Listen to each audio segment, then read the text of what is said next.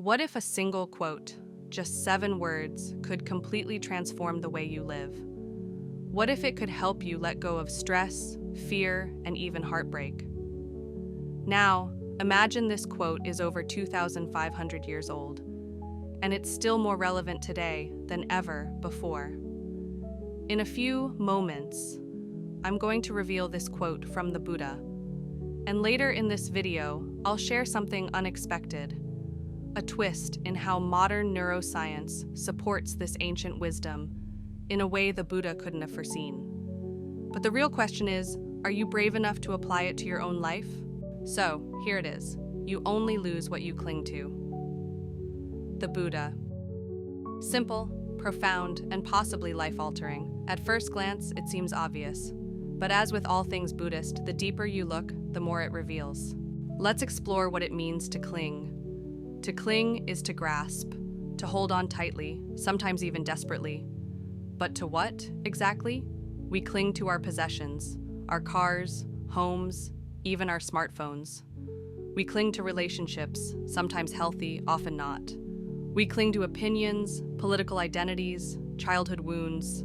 We even cling to the image we've built of ourselves, our ego. But everything you cling to, everything, is impermanent. It will either leave you, or you will leave it.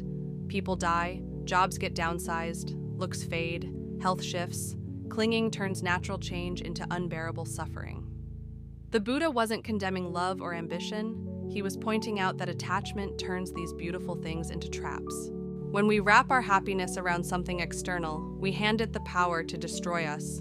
So when that relationship ends, we don't just feel pain, we feel identity loss. When we lose the job, we don't just worry about money, we question our worth.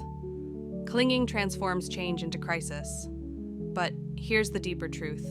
The thing itself doesn't create suffering. Our grasping does. Now, here's the twist I promised earlier. We cling not because we love something, but because we fear losing it. And that fear is based on a deep illusion, the illusion of control. Think about it.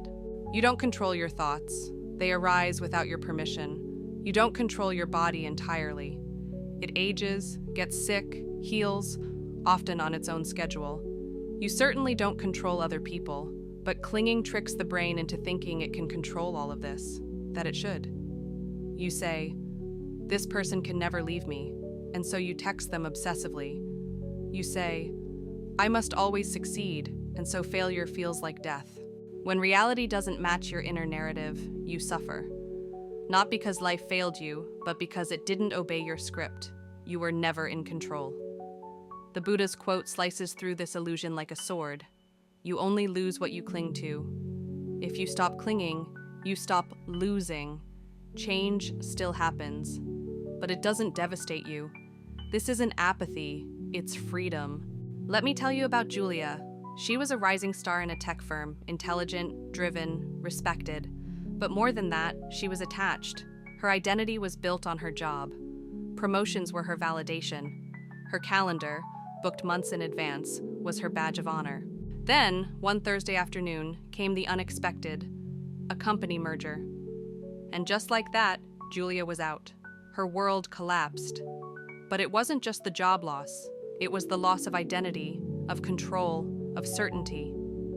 In her darkest moment, she stumbled on a book of Buddhist teachings. And there it was. You only lose what you cling to. At first, she hated it. How dare this ancient quote tell me my suffering is my fault?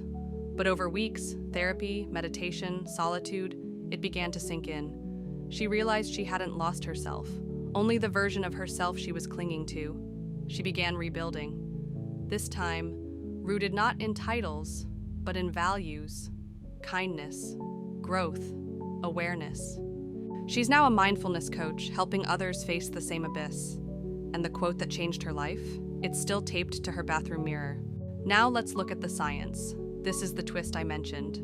Modern neuroscience is catching up with ancient wisdom. Studies on long-term meditators, especially Buddhist monks, have shown dramatic changes in brain function. When faced with emotional triggers, their brains light up differently. Less activity in the amygdala, the fear center. More activity in the prefrontal cortex, where logic, empathy, and compassion live. This ability to observe emotion without reacting is the foundation of non-attachment. And get this, even beginners can train this skill.